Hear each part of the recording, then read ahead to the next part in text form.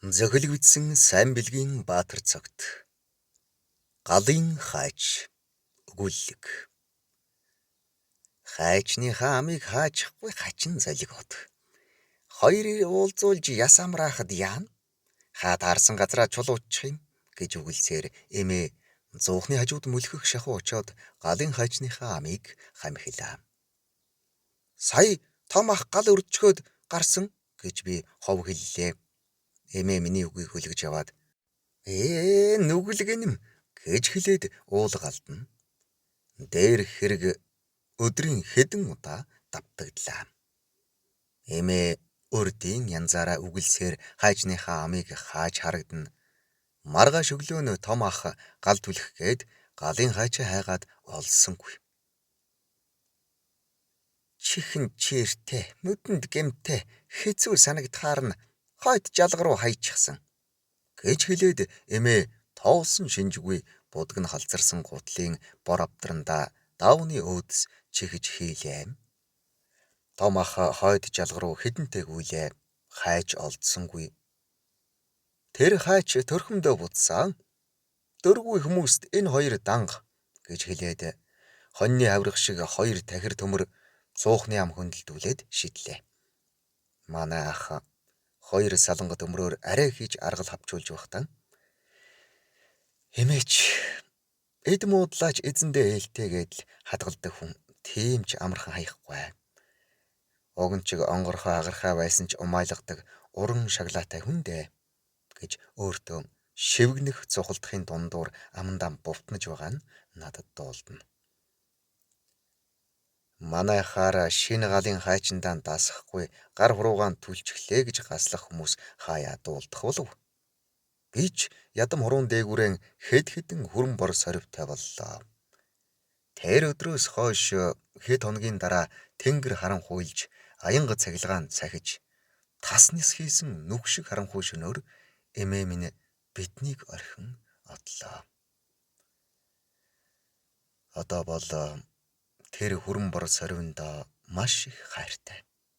Харах бүр хайр мэдрэгдэж ямар нэгэн сайхан дурсамжийг минь байнга сэрээж байдаг. Эмээ өөд болоод 30 гаруй хонлоо. Эмээгийн бурхан тахлыг бүтэн жил хөдлөхгүйгээд нэг бууцан дээрээ жил тойрлоо. Ээж өдөр бүр цол өргөж хүр дэргүүлж эрх имэрсээр эмээгийн оронд эзэн суулаа. Харах тусам эмээтэй минь ялгахын аргагүй адилхан болсоор байлаа. Эмээгийн эрх танхил үрс нэг л өдөр өсч өндийгөөд эрхэлж наадхан болоод 90 цент хүрв.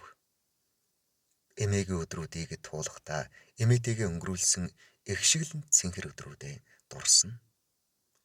Дурсах тусмаа ой дуртгалын гүндээ бүгд харуулсна. Өглөөнөөс орой хүртэлх нэгэн хэвийн агаад зав чөлөөгүй амьдралдаа түүрцээр он жилүүд баг багаар хуучирч байлаа. Хоёр ах манч өрх тусгаарлав. Шинэ айл нэмэгдэхийн хэрээр мал сүрэг багширч том ахын, дунд ахын, манайх гээд 3 азаргадуу тастав.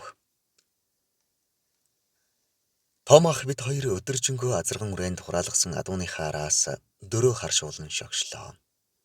Нар гудайж сүйдрунж байсан цагаар том ахын нэг найзтай таарад адуугаан сургалвал өнөөх нь морин дээрээ тогтож ядан. Чиний адууг харах нь байтугай хэдэн гүнийхээ унгыг хээрийн боохоод сөйлөвчхад халамт суухан явна. Ингээд ямар аавын хүүгийн адуу өсөөд ямар аавын хүүгийнх нь адуу цөөрдөг байна. Адууныхаа араас хөөцөлдөөд байвал аавын хүүхдүүдийг алга үзэхгүй байлгүй гэж том ах тайван хариулв.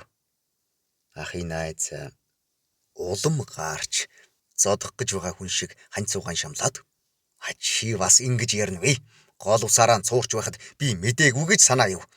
Эцэг өвгдийнхээ хөрөнгийг зарж идчихэд юу ч болоогүй хүн шиг аяглана гинэ. Тэгэхээс биш хэдхэн жилийн дотор ийм их малтаа болох уу? Удахгүй эмээгийнхээ хэдэн авдрыг зарж идэх үү? Голомтоо самарч байж бузартваа найз минь. Том ах юу ч дуугарсангүй. Тэгтэл үнэн үг хэлсэнд өшрөхөөд байна уу? Өнөөдөр хэдэн адуугаа олохгүй бол шөнжөнгөө адуугаа хайна да. Хөрөнгөтэй хүн хэцүү. шөнж тайван унтж чадахгүй хэдэн чонд адууга хэмлүүлүү гэж хар дарахгүй би. Гэсээр ахын хэлэх үгийг ч сонсохгүй морой гуйцсаар давхилаа. Шөнжин хайсан ч яадаг юм? Ганц шөнийн нойр даахгүй чам шиг чадал муутай биш гэж том ах араас нь хашгирлаа. Ах маань адууга хайхаар уулөөд шогшсонгүй. Морьныхон амийг сул тавиад гэрийн зүг хатривлав. Би ойрдоо хангаа ширүүн байна. Хэдэн унгийн суйлчих үедээ гэхэд буйнаараа болог. Үнэхээр бузар хөрөнгө бол ав хавтаа бүгдийг аваарай гэж хэлээд дүнхих уулсаа ширтэж байгаад дууга хураалаа. Том ах морой гуйдсангүй. Би дуугүй аялдан дагсаар шөн дунд гэрийнхээ барааг олж харлаа. Том ах морьныхоо эмээлийг аваад илүү гэр рүү алхав. Би ч бас аргагүй байдалд орж ахаад л даглаа. Бидэл илүү гэр гэж нэрлэчихсэн болохоос эмээгийн гэрэлтэй. Эмээ байхгүй болохоор эмээгийн гэр гэж хэлэхээр өөрийн мэдлгүй эмээгийн хайгаад байдаг юм. Тийм болохоор илүү гэр гэж нэрлээд эмээгийнхээ эд хогшил хамаг нандин эд зүйлсээ хадгална. Тиймээс бид илүү сэтгэлтэй, илүү сайхан амьдарч байх шиг санагдана.